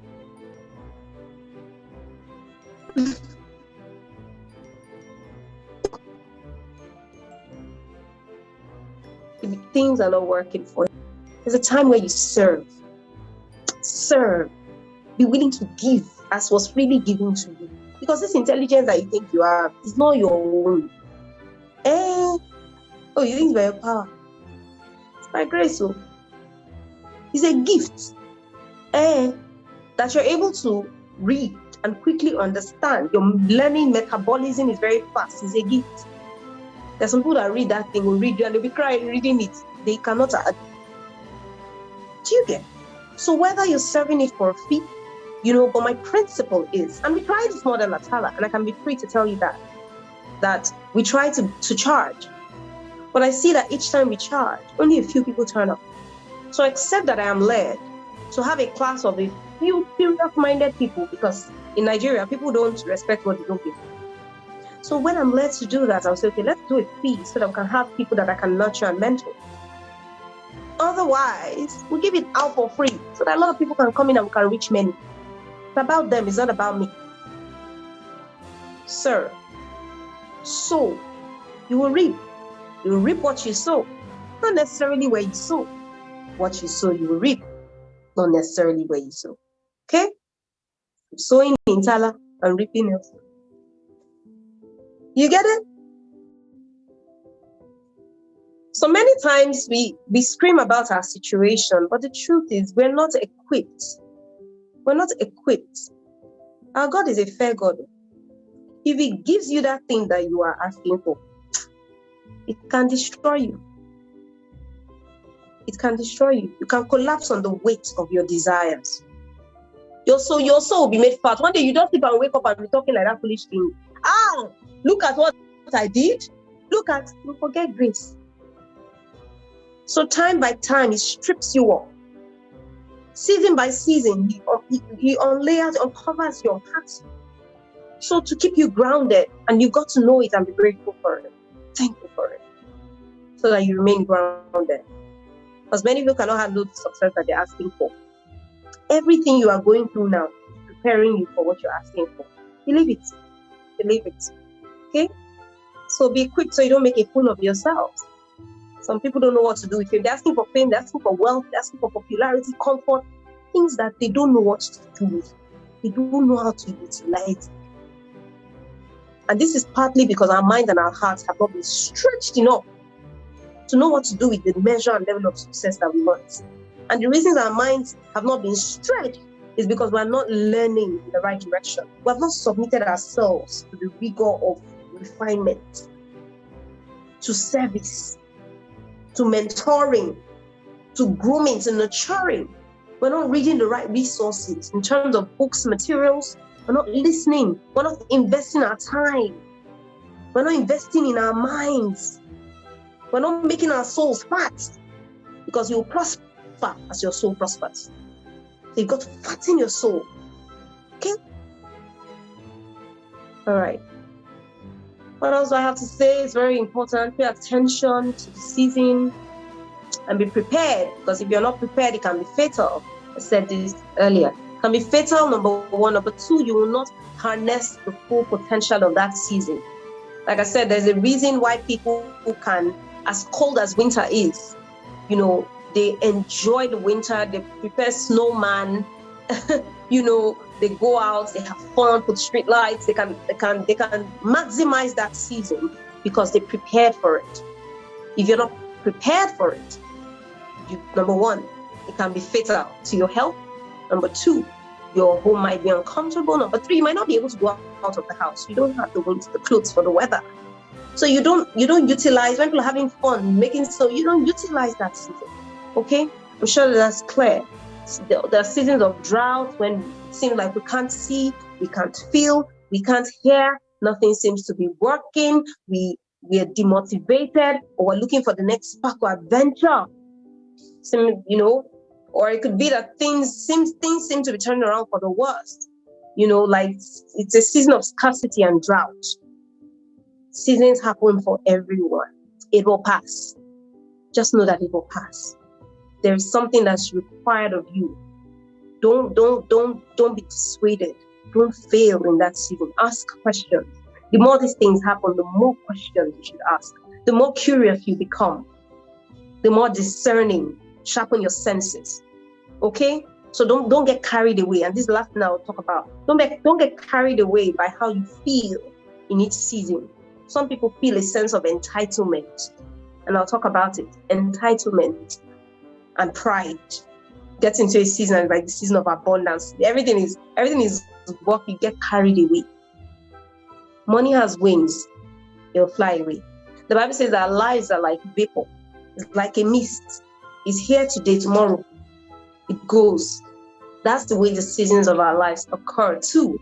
If we stay entitled, if we don't begin to invest in that period, invest. If it is a door of finance that has been opened to you, be careful to invest.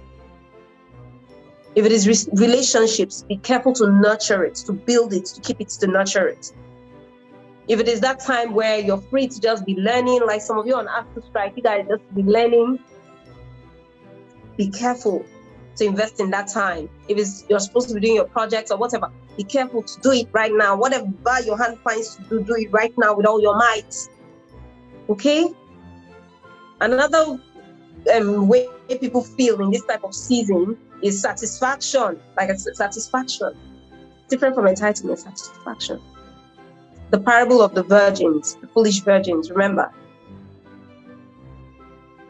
They had they were already in the palace. They were already in the palace. They were part of the train, so to speak. They were part of the train. They had lamps. They must have been feeling fly, dressed up, looking all carried away. Satisfaction. You are carried away. You forget the things that you need that is required of you in that season. Be careful. Okay? Let me speak to entitlement a little bit. I've seen this. When good things are happening for you, see it as a gift of life. See it as God's gracious gift.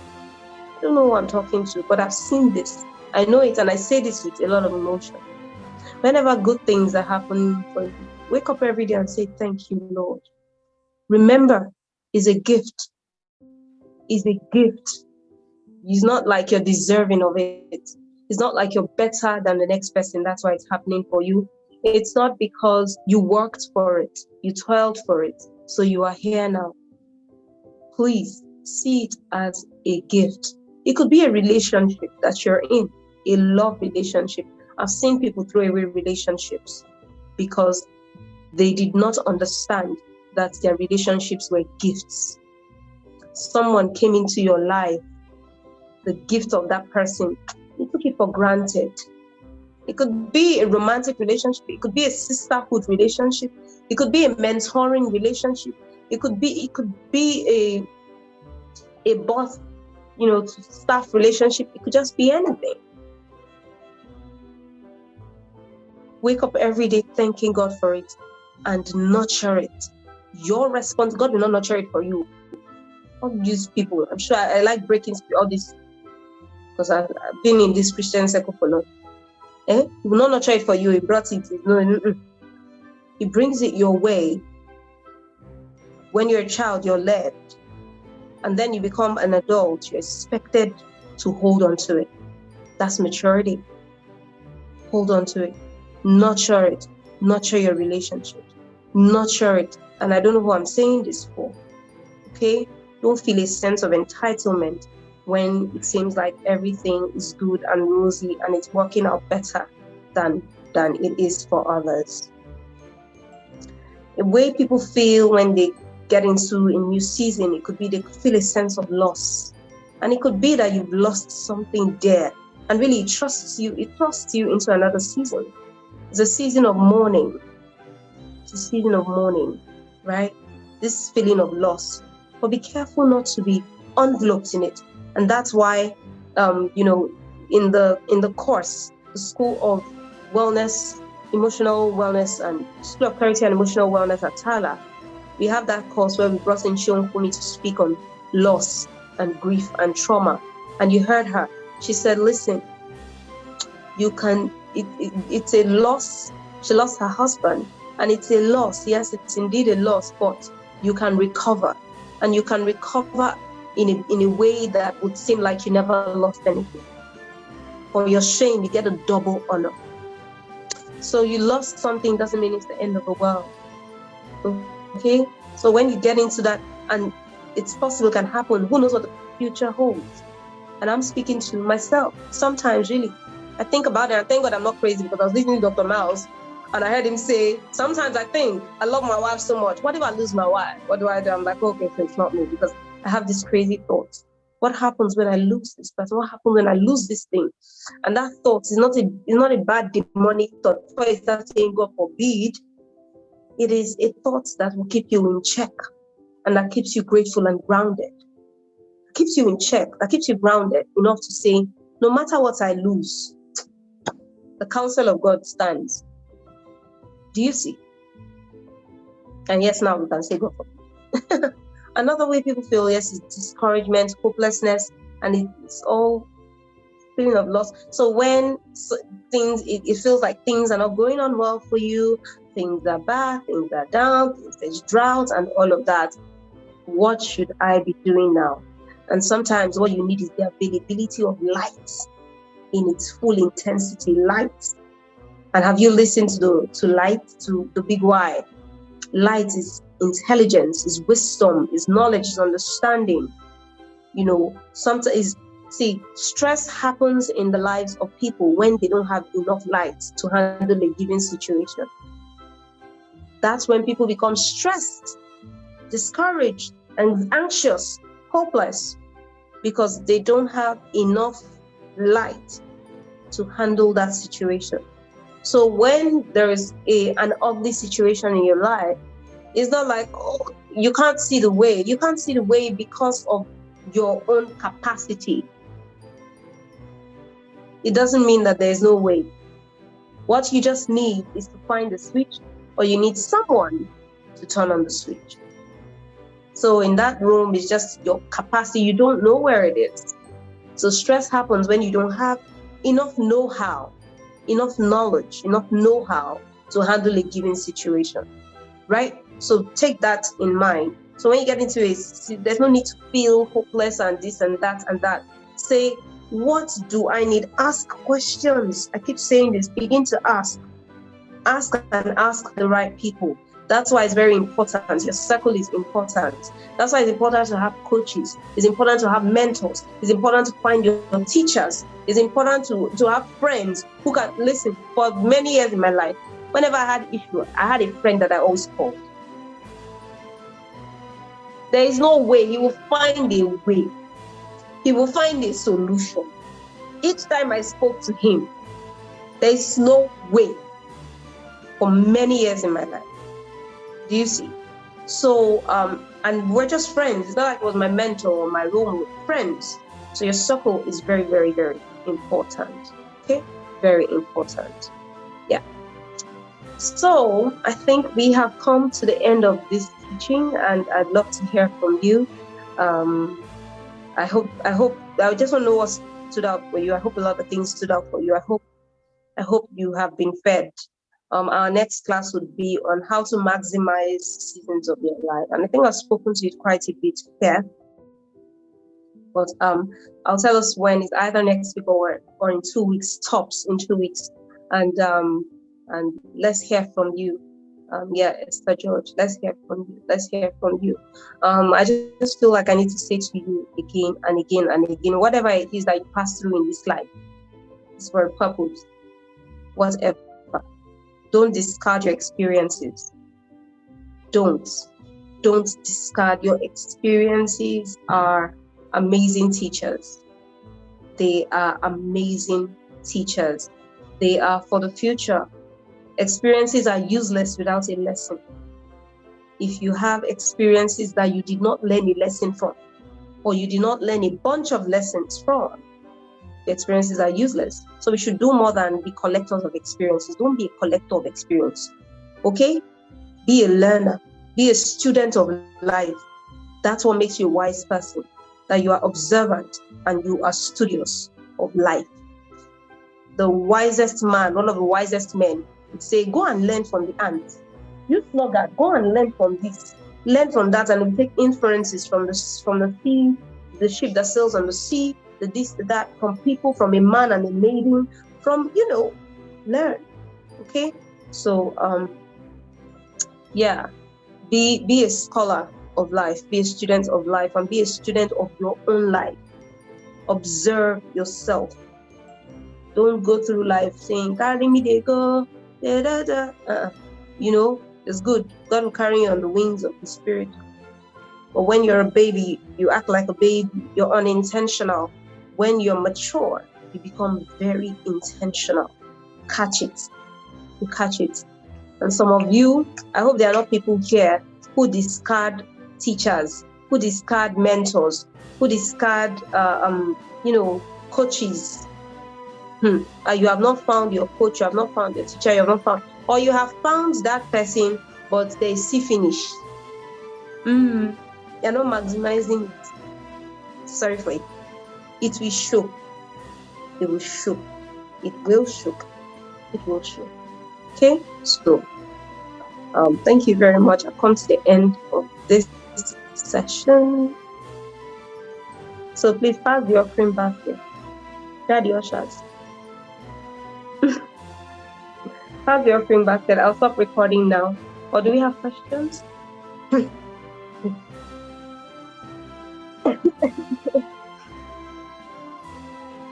I'm sorry. In fact, it's a miracle that I'm talking as clearly and as fluently as I am right now. My daughter has a bad cold. We're in the hospital this morning, nebulizing and stuff. And I'm glad. Very insightful. You're welcome, everyone. I can see your messages. Yeah, I caught the cold too a few days ago, and yesterday was terrible. Yesterday was terrible. I was a mess, and today I'm a lot better. But it's still there. I still feel the small cough. Yeah, I'm glad I could teach. I'm glad I did not push it off. Yeah, I'm glad. Yeah, welcome, guys. You're welcome. Any questions? Or should we just end? And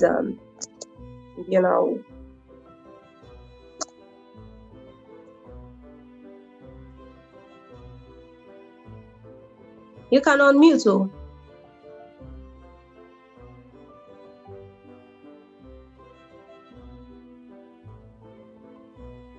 Yeah, and I just want to say, okay, so we'll be wrapping up quickly. I just want to say a special thank you to all the coaches. You guys are doing amazing. The writing team, wow, I'm overwhelmed each time I see Precious. You're amazing. Who was rich and went down into penury. You can unmute and ask your question. Thank you, Mommy Beams. Thank you, especially Precious, Esther George. Esther is phenomenal. Esther has been working very closely with me, and she's phenomenal.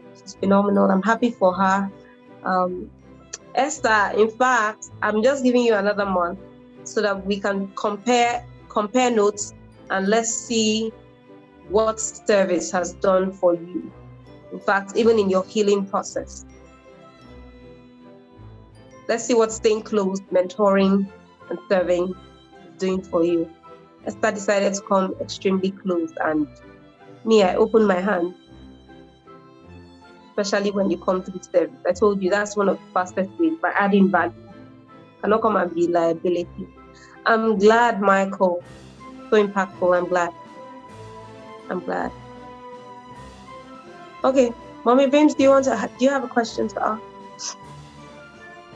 No, it's not. When you said there's the story of a man and went to penury. That's why, because when you don't know this, understand it, then you just waste them. You don't make use of the time. Go down the drain. Develop wings and the use of the currency very well. Me to eat for me. Thank you so much. Came into my mind this morning. Thank you so much. I'm glad. But what's the question? What do you want me to answer? You want me to speak to it? What do you want me to? More on that. It's breaking, so I can't hear you clearly. You should stress more on that. Okay, so if I get you, you want to find out, you want me to buttress on the point that I raised about people who are doing very well in the season of their life, and then much later, you find that nothing. Yes. I know that too well. Yes, I know that too well. Also myself, and I understand you. Yes, this is very, very possible. So in two ways. Number one, it could be that you are in a season of plenty. There's a man called Joseph, an old story of this man called Joseph, who was an interpreter of dreams. And then the king had a dream. And he said that in his dream, he saw the lean cows by the bank, and fat cows by the bank. And then the lean cows came and ate up the fat cows. There were stalks, lean stalks, fat stalks. The lean stalks came and ate up the stalks. And Joseph was called to interpret the dream. And he says, this is the interpretation. 7 years of plenty, of abundance will reign, but there'll be 7 years of scarcity. And he said that the 7 years of scarcity will come and eat up the 7 years of plenty in such a way that people will forget that there was ever plenty. In such a way that people will forget that there was abundance.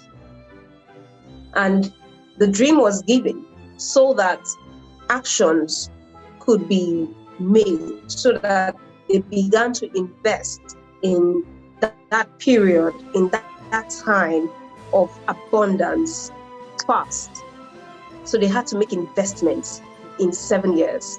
Bring, in fact, double. And what amazing about that story, you're making me teach what I wanted to teach in the next class, but it's good. What amazes me in that story, because I'm going to teach on how to maximize this, was the capacity. So Joshua begins to tell the king, and what you need to do is this: bring strategy to the table, appoint officers who will rule over provinces, and let these officers do this, and let these people do that. He now began to tell them what must be done in the 7 years of plenty, so that they would have a buffer in the 7 years of scarcity. So life happens in 2 weeks: periods of mourning, period of happiness, period of embracing, periods of afraid, periods of plenty, periods of, and I told you that they're just simply 2. And this story that I bring about Joseph also goes to buttress it. It means that a lot of people will pass through high seasons and low seasons. For some, it might not be financial, it might be other things. But if it is financial, like your case, this is what it is. It means that in the period where you have more, then you need to be very, very strategic with your more. Invest your time wisely. So this is what Joseph did. He said they began to invest grains. Make sure that during the period of 7 years, the 7 years of abundance, there was a lot of abundance in the land. They never forgot. They stored up grains in all the storehouses. The Bible says still they could not count anymore. They stored up so much wealth that they couldn't number it, such that when the years of scarcity came, they started selling to other nations. Remember, that's how Joseph's brothers came from Canaan. They said, where there is grain in Egypt, go and buy. So applying that level of strategy, it comes from a place of, some of us are having dreams, literally. Dreams, signs, signals. This is what is going to happen in the next phase of your life. And we're not paying attention to it because we're carried away and excited in this season of our lives. Some of you have access to people. You have access to people and you think that they'll be there forever. I said to someone this week, one of us, and I said to her, I'm here for you. I'm here. But you need to come close. You know, she said to me, she said, but I'm busy. I'm busy doing other things. And I shook my head and said, yes, ma'am. Because I said, I'm here. You think I'll be here always? Do you think? Oh, my sister, where I'm going? Hey. The access some of you have now, you have it. I'm telling you the truth. And it's what it is. It's how life happens. For some of you, it's some relationships. You have that access now. Might not be there forever. Utilize it. What do I do with this opportunity in such a way that when it goes, you don't have regrets? That's one way. The second way is life will forcefully take what you have from you. Could be that. Life will forcefully take what you have from you. But it's all for a good reason. All for a good reason. All for a good reason. Like I said, you get rejected so that you are forced to the next level because you have been on that mountain for too long. Okay? I hope that answers your question. Any other question? I feel like I should. Any other question?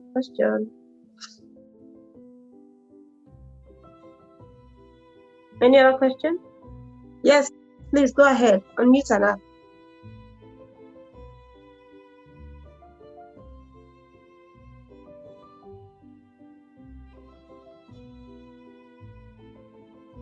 Michael, did you say you have a question? We'll be wrapping up shortly.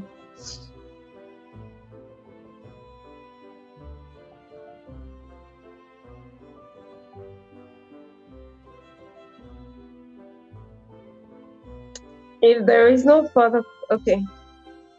Cap yourself when you feel like you're doing a lot, when you're doing less. Can someone read that for me? I've lost it. You place a cap on yourself when you say that you're doing a lot or you feel like you're doing a lot. They're two different things. If you're doing a lot, but you're doing little or nothing, is that it? Please can someone draw out that. Precious, quickly read it for me, please. The message.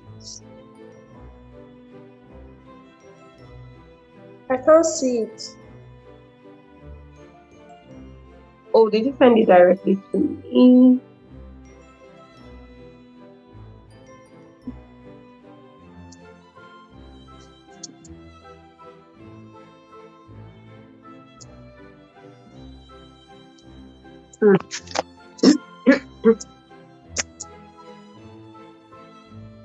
Is it possible to shift a season or to prolong a season? You're not the controller of seasons. You cannot shift a season. How do you know if fantastic. Michael said you can cap yourself. You said you can cap yourself when you feel like you're doing a lot, when you're doing less or nothing. How do you know if you're doing too much? At times, I feel like 24 hours is not enough for me at all. At a point, I felt I was doing too much. So how do I justify myself that I am doing less?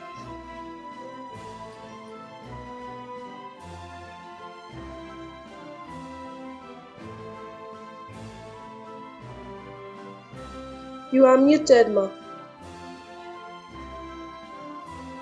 Oh, but did you get the question? Did you get the question when I read out the question? Yes. Okay, fantastic. So I was saying, so you're very busy, you're doing a lot, and you feel like 24 hours is not enough. I was listening to Dr. Miles one time, and he talked about being busy and being effective. And remember, what happens in seasons of our lives is that we are expected to be effective. Seasons are for effectiveness. So the question is, are you busy? Are you effective, or you're just busy? And how to know if you are effective is by putting your all the things that you're doing on a scale of priority. Is by having a goal and having a vision, and narrowing it down to that scale of priority. What are the things that I am supposed to? Where am I going? First off, that's what your goal is supposed to be. Is an aim.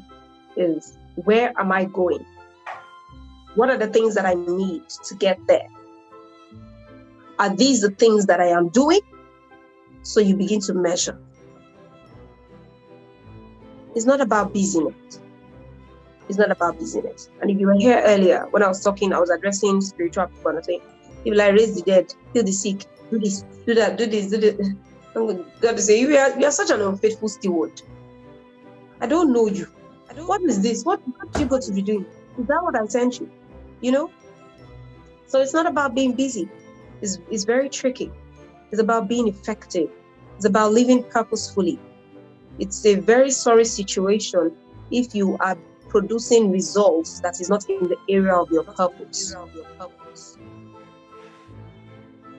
So you must produce results please everyone mute, because I'm beginning to echo. So you must produce results in the area of your purpose. So what is your purpose? Where are you going? Where do you intend to be? Right? And if you have that written down, everything that you are doing every day, is it in line with that? 24 hours is given for us to work and for us to rest. If 24 hours was given by the most intelligent, being to exist, it means that 24 hours is enough. 24 hours is absolutely enough. So you must prioritize, and you must know what you ought to be doing every single day. Okay. Be effective, not busy. Purposeful venture is effectiveness. Purposeful. Okay. And seasons were given to us so that we can be effective. And I hope I've answered that question. You can leave it in the chat if you speak to it further. The next one I'll answer is Esther's questions. Can you shoot a season, or can you control? You cannot. You cannot. If you were here earlier, I said seasons are put in time in life. In the same way you can't control your birth, and you can't control, you can't control seasons of life. You can't control time. You can't control seasons in time. What you can control is yourself, your response to the seasons of life. It's the same way you cannot control this, you can't control staples from, conflicts from happening, or, you can't control day and night. Can you shift day and night? So you can't shift seasons. It's the same model. It was given to us as a model. It's the same thing. The Bible says, as long as the earth remains, seed time, harvest time, summer, winter, day, night, it will not stop happening. So you cannot control it, but you can navigate. You can control your response to the seasons of your life, how you decide to go, what you decide to do in it. So that's why procrastination is bad. It's just time wasting, because it's an entitlement anyways. You think that tomorrow is there. That's why you put off till tomorrow what you're supposed to do today. And many of us are guilty of it. But it's bad. It's what it is. Okay. Any other questions? Any other questions? Any other questions? If there is no question, we can call it a day. Michael, are you good? Are you good with the response? You guys come and pay me. I'll do personal coaching for you. I'm glad. Okay. All right. With this, we'll call it a day. Thank you for joining. I'm glad you were impacted. The next gathering we have, call a lot of people. This is very important. It's very important. Call a lot of people, disturb them, let them join in. You're welcome. Let everyone join in. Let them come and hear. We'll upload it to YouTube, to our YouTube channel. Please share it far and wide in your groups across your social media platforms, and so that a lot of people can listen to what they have missed, and hopefully everyone gets better. All right. Thank you very much. Yeah. Have an amazing weekend.